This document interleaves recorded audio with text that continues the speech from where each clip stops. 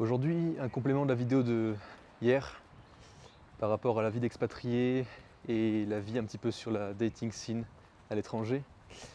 Je voulais apporter quelques éléments plus pratiques, des choses concrètes, un protocole. Un protocole pour simplifier un petit peu la tâche et faire en sorte de savoir comment se débrouiller lorsqu'on part à l'étranger, que ce soit pour une semaine, un mois ou un an. Parce qu'il y a, je dirais, toute une méthode que j'employais lorsque je bougeais beaucoup, parce que j'ai quand même pas mal bougé, j'ai fait plus d'une quarantaine de pays, avec notamment beaucoup de dates, setup qui ont été mis en place très rapidement, généralement le soir même quand j'arrive. J'ai déjà au moins un rendez-vous qui est planifié. En tout cas, j'en avais à l'époque. Et après, dans le jour qui suivait, ça allait rapidement. Donc j'ai noté un protocole assez intéressant, relativement facile, qui fait sens, qui est très pratique, que tout le monde peut mettre en place en 6 étapes. La première étape, c'est tout d'abord, je check mon Bumble. Bumble, application de rencontre, j'en parlais la dernière fois, je dirais d'éviter, mais pour pouvoir set up un petit peu les premiers rendez-vous de manière simple, vraiment sans prise de tête, etc., pour mettre un petit peu le pied à l'étrier, c'est assez pratique, notamment parce que les femmes vont devoir envoyer le premier message et pas vous. Comme ça, vous pourrez directement voir leur niveau d'implication, à quel point vous les attirez déjà de base, et à partir de là, vous pourrez faire en sorte de matcher leur intérêt. Donc plutôt intéressant.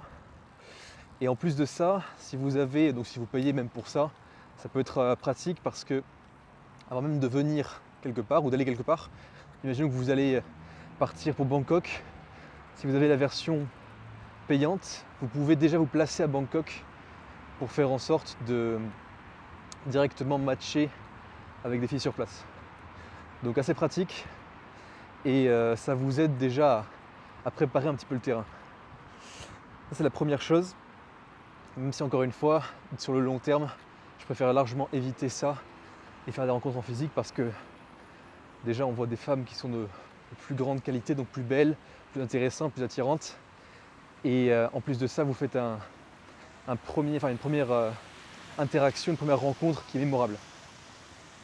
Deuxième chose, je vais m'inscrire, même si c'est pour une semaine, quelques jours, un mois, peu importe, je vais m'inscrire dans la meilleure salle de la ville, en faisant en sorte bien sûr qu'elle soit à côté de moi. Donc généralement lorsque je prends un logement, je vois toujours pour être pas très loin de la meilleure salle de sport de la ville, parce que comme ça je sais que je vais pouvoir aller m'entraîner avec des personnes qui sont ultra motivées et un intérêt vraiment certain pour la discipline, qui ont la résilience, etc., et qui ont de l'argent. Et c'est un environnement qui déjà va être stimulant, mais en plus de ça dans lequel on va pouvoir trouver aussi, comme je disais la dernière fois, des femmes de qualité. Donc très pratique pour faire des rencontres. Et pareil, ça peut aller très vite. Il suffit d'un regard et vous vous mettez à l'action et ça peut avancer assez rapidement. La troisième chose du protocole, c'est que 1 ou 2 jours dans la semaine, je vais aller marcher dans le centre-ville généralement historique de la ville, dans la rue piétonne ou la rue marchande, peu importe la taille de la ville, parce qu'à ce moment-là, on va se donner l'opportunité d'être exposé à beaucoup de personnes. On va pouvoir voir un petit peu aussi s'il y a des étrangères qui sont dans la ville. Elles auront tendance à être par là, parce que généralement elles vont visiter, donc elles vont être en centre-ville. Et c'est là que vous aurez la meilleure chance de venir les voir, totalement. Mais aussi pour les locales, parce que se balader, notamment en week-end, en centre-ville, c'est quelque chose de très commun. Vous voyez ? Et après, venir se poser dans un café, ça j'en reparlerai, mais ça peut être vraiment bien pour, pareil, être entouré de personnes, de jeunes notamment, et derrière pouvoir aller aborder facilement. Le quatrième point, c'est faire en sorte d'aller manger au restaurant, soit seul, habituellement ça va être seul, parfois avec des personnes que je rencontre, entrepreneurs sur place, ou alors des amis avec qui je suis venu. Et là pareil, ça peut être un cadre très simple. Au restaurant, si c'est un bon restaurant, il suffit qu'il y ait une belle demoiselle à une table à côté, qui mange avec ses amis. En fin de repas, vous allez lui parler rapidement, ou même une serveuse, hein, pareil. Vous allez lui parler rapidement de ce qu'elle a fait de sa journée, etc. Très naturellement. Être cash dans vos intentions. Le nombre de fois où ça m'est arrivé en étant dans un espèce de restaurant, en mangeant avec, ça peut être famille, amis, d'avoir un eye contact, des regards comme ça avec une demoiselle. On se regarde 2-3 fois, ok, c'est très clair. Ensuite, il faut y aller, il faut juste se mettre debout. Même si elle est avec ses potes, elle vous indique qu'elle est prête à ce que vous allez lui parler. Et derrière ça, vous pouvez juste l'embarquer dans un délire. Si, là c'est pareil, un autre petit conseil, si elle est avec ses amis, faites en sorte de faire intervenir ses amis aussi. C'est-à-dire que si vous lui parlez que à elle, ses amis vont se sentir un petit peu exclus et potentiellement faire en sorte de vous bloquer et entre guillemets la protéger. On appelle ça, c'est vrai que dans un milieu un petit peu dérogatoire, on appelle ça le coq-bloc. C'est faire en sorte de bloquer votre... vous avez compris. C'est pas glorieux, mais c'est ça en fait. Là pour le coup, c'est juste que il faut garder en tête ou prendre en considération que par respect, par politesse, vous devez impérativement aussi discuter avec ses amis. Parce qu'elles sont présentes aussi, c'est pas parce que vous voulez parler que à cette jeune demoiselle qui vous a fait un eye contact, mais forcément vous devez oublier l'existence des autres. C'est irrespectueux et généralement elles vous le feront ressentir. Donc elles vous le feront payer aussi.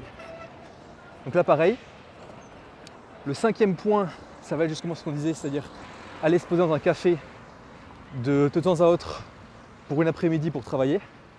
Là pareil, ça va être très pertinent parce que dans des cafés habituellement, on a des populations qui sont assez jeunes, qui vont travailler. Là on parle d'un café un peu plus de travail, pas un café à l'ancienne. Donc il y a des tables qui sont larges, c'est assez grand, c'est spacieux, il y a un barista et autres. Et comme ça vous pourrez faire en sorte, dans la mesure où vous bossez, vous êtes occupé quand même, vous n'êtes pas là juste pour ça, de si vous avez une femme qui vous regarde, un petit contact comme ça, pareil, faites en sorte d'y aller, vous foncez, parce que c'est rapide, hein, ça peut durer 2 minutes, vous discutez brièvement, et si la table se libère à côté, vous pouvez aller à côté et discuter avec elle. Pareil, en travaillant, en restant concentré, mais ou même quand elle a fini ou que vous avez fini, discuter plus naturellement et prendre un petit peu du temps, pourquoi pas aller marcher, ça peut se faire très rapidement encore une fois.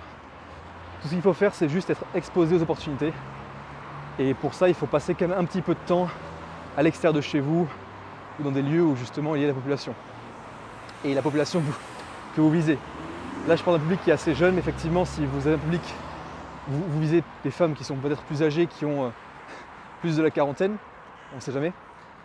À ce moment-là, forcément, vous ne les trouvez pas dans des cafés comme ça. En tout cas, très peu.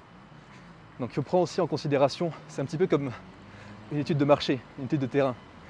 Vous voulez faire en sorte de vous placer dans les lieux stratégiques où vous êtes le plus certain de trouver justement cette population que vous cherchez.